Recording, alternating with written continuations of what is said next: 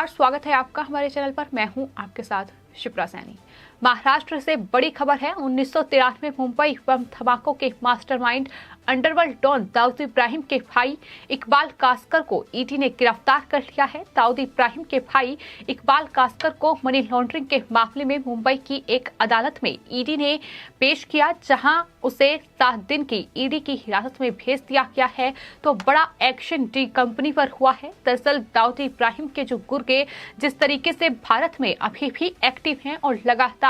अलग अलग रैकेट भारत में चला रहे हैं, और इसी बीच ईडी ने मनी लॉन्ड्रिंग के तहत अब डी कंपनी पर शिकंजा कसा है। दाऊद इब्राहिम की डी कंपनी की कमर तोड़ने का काम ईडी बखूबी तरीके से कर रही है। बीते दिनों ईडी ने दाऊद इब्राहिम की बहन हसीना पारकर के ठिकानों पर भी छापेमारी की थी। लगभग 10 ठिकानों पर मुंबई और अलग अलग जगहों पर छापेमारी हुई थी, लेकिन अब इकबाल कासकर को ईडी ने अपने शिकंजे में ले लिया है। अब आपको बताते हैं, ईडी की हिरासत में इकबाल कासकर हैं और जाहिर तौर पर इस बीच उनसे कई चौंकाने वाले खुलासे हो सकते हैं। जाहिर तौर पर तमाम संपत्तियों का पता लगाने की कोशिश जो है वो ईडी की ओर से की जाएगी। आपको ये भी बता दें कि साल 2013 में संयुक्त अरब अमीरात से भारत निर्वासित हुए थे इकबाल कासकर, और कासकर को 2017 में ठाणे पुलिस के जबरन वसूली विरोधी सेल ने गिरफ्तार किया था, और तब से वो ठाणे की ही सेंट्रल जेल में बंद है। लेकिन इस बीच ईडी चूंकि मनी लॉन्ड्रिंग के तहत अब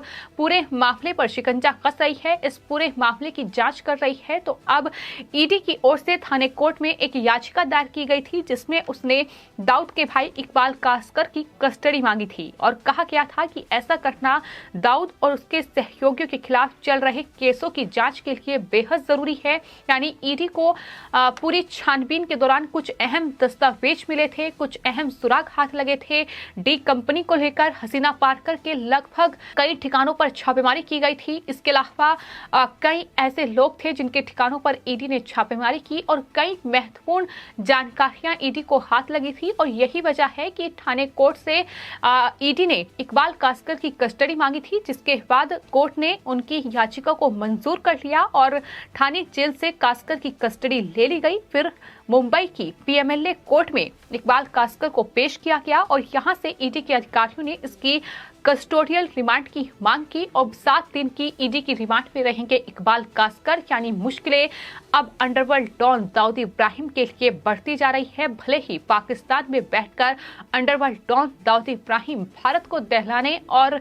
भारत में अपने अलग अलग कारोबार चलाने की तमाम साजिशें और षड्यंत्र रच रहा हो, लेकिन भारत में मौजूद अब अंडरवर्ल्ड डॉन दाऊद इब्राहिम के गुर्गों पर एक एक कर ईडी शिकंजा कस रही है, और एक एक गुर्गा जो है वो अब ईडी की रडार पर आ रहा है। तो आपको बता दें, मुंबई में 1993 में जो बम ब्लास्ट हुए थे, जिसमें कई लोग मारे गए थे, दरअसल उसका मास्टरमाइंड है दाऊद इब्राहिम, और उसके ये गुर्गे जिस तरीके से मुंबई में अलग अलग जगहों पर लगातार एक कंपनी के तहत काम चला रहे हैं, जिस तरीके से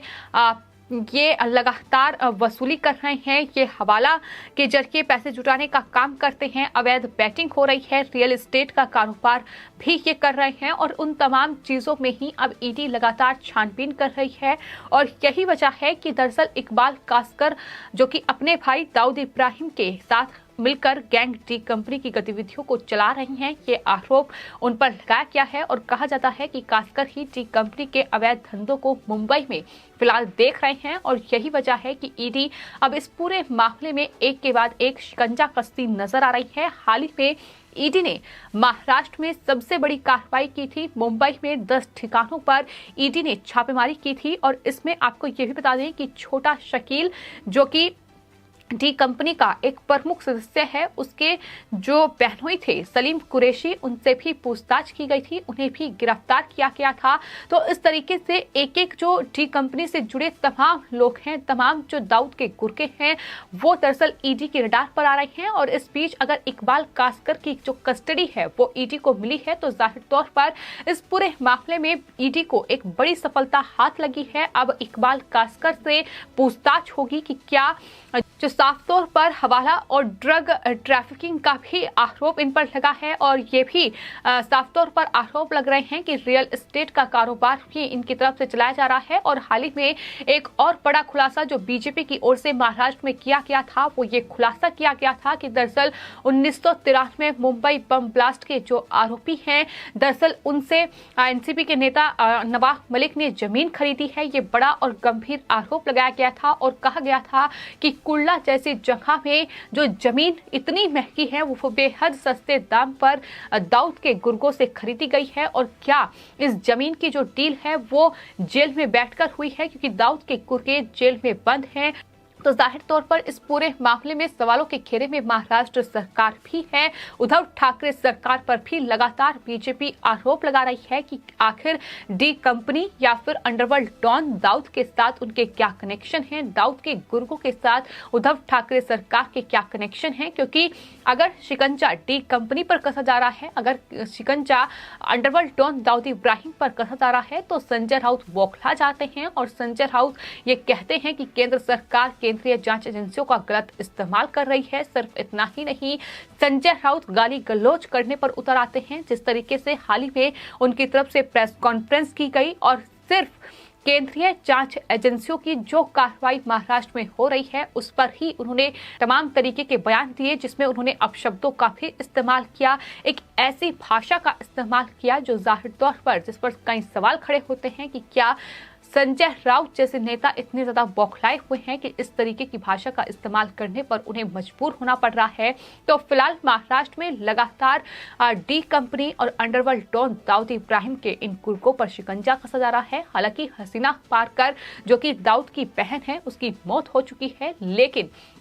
ईडी को ये खबर मिली थी कि दरअसल उसके ठिकानों से भी लगातार इस तरीके का कारोबार चल रहा है और यही वजह है कि उसके ठिकानों पर भी ईडी ने छापेमारी की, जिसके बाद मुंबई में अलग अलग 10 जगहों पर ये छापेमारी हुई है। लेकिन खबर ये भी सामने आ रही है कि दरअसल ईडी की इस कार्रवाई से जो नवाब मलिक हैं और शिवसेना के सांसद संजय राउत हैं वो काफी परेशान नजर आ रहे हैं और यही वजह है कि इस तरीके की बयानबाजी करने पर वो मजबूर हो रहे हैं। लेकिन फिलहाल महाराष्ट्र में ईडी का शिकंजा लगातार गहराता जा रहा है। एक तरफ उद्धव ठाकरे सरकार में शामिल तमाम नेताओं पर नकेल कसी जा रही है, जहां तमाम नेता जो हैं वो अलग अलग वसूली के मामले में फंसे हुए हैं। दूसरी ओर कई नेताओं पर भ्रष्टाचार के केस जो हैं वो चल रहे हैं, जहां घोटाले उनकी तरफ से किए गए हैं। कई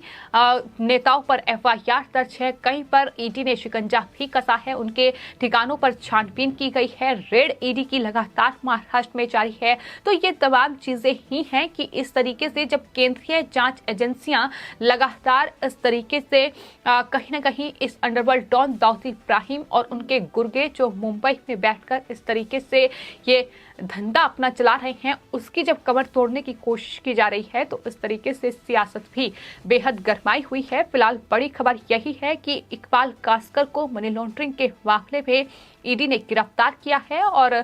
एक बड़ी सफलता ईडी की इसे कहा जाएगा, क्योंकि 2017 से थाने की जेल में वो बंद थे, लेकिन जिस तरीके से उन्होंने मांग की थी कि उन्हें